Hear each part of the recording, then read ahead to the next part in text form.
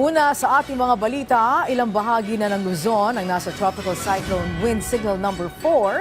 Ito'y matapos lumakas sa typhoon category ang bagyong Paulo bago pa man mag-landfall sa Isabela. Ang update niyan alamin natin kay Pag-asa Weather Specialist Lian Loreto.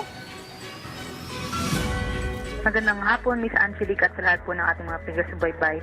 Ito nga pong si Bagyong Paulo ay mas nag-intensify pa bilang isang typhoon before po ito nag-landfall sa may Dinapigue, Isabela kaninang alas 9 ng umaga.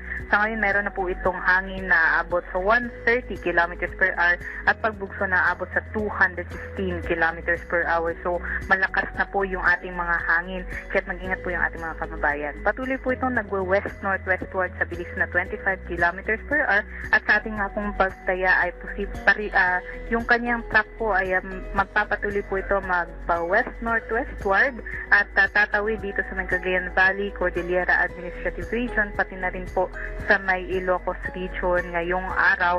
Posible po makalabas na ng ating Luzon landmass mamayang gabi at bukas naman po ng umaga ay posible na po ito makalabas ng ating Philippine Area of Responsibility. At dahil nga po malawak ang mga kaulapan nitong si Typhoon Paulo ay malaki din po yung sakop ng mga probinsya na posible pong ulanin at makaranas ng mga malalakas po na mga hangin nitong si Paulo. Sa ngayon nga po nakataas ang wind signal number 4 sa may extreme northern portion ng Aurora, southern portion ng Isabela, northern portions ng Quirino at Nueva Vizcaya, Mountain Province, Ifugao, southern portion ng Abra, northern portion ng Benguet, southern portion ng Ilocos Sur at sa may northern portion ng La Union.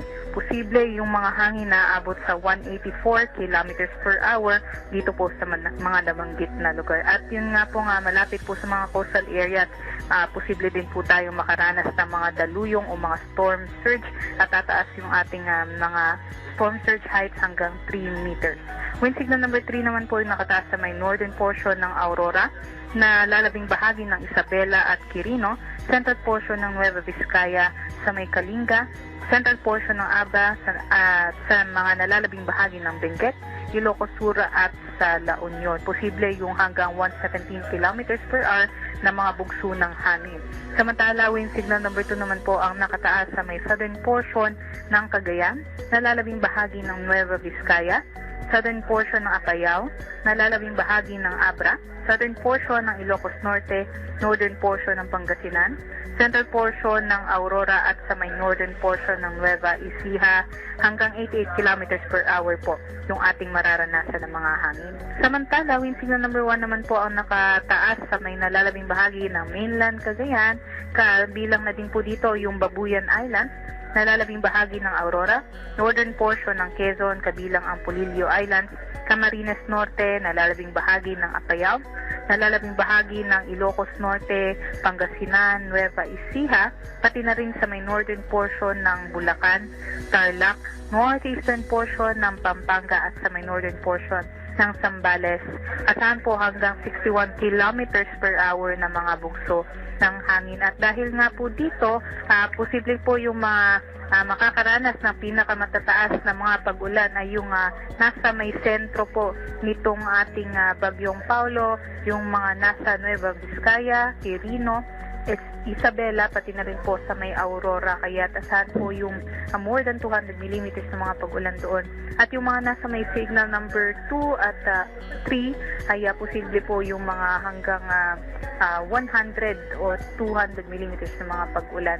Kaya kung nandun po tayo sa mga bulubunduking lugar, posible pa rin pong mas ma-aggravate o mas mapatindi ng mga bulubunduking terrain yung ating mga pag-ulan, kaya maaari po itong mag-cause sa mga landslides, kaya iba yung pag-iingat na lamang po sa ating mga kababayan.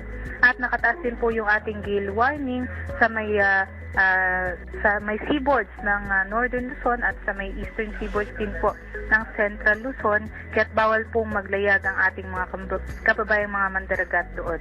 At yun nga po, posible nang mag-exit ng ating Philippine Area of Responsibility itong si Paulo bukas naman po ng umaga at makakaranas na po tayo ng mas maaliwalas ng panahon bukas po yan.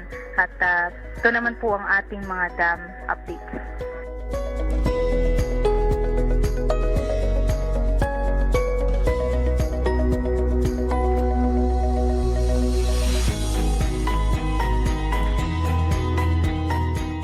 Yan naman po ang updates galing dito sa Pag-asa Weather Forecasting Center. Ito po si Lian Loreto. Maraming salamat, Pag-asa Weather Specialist Lian Loreto.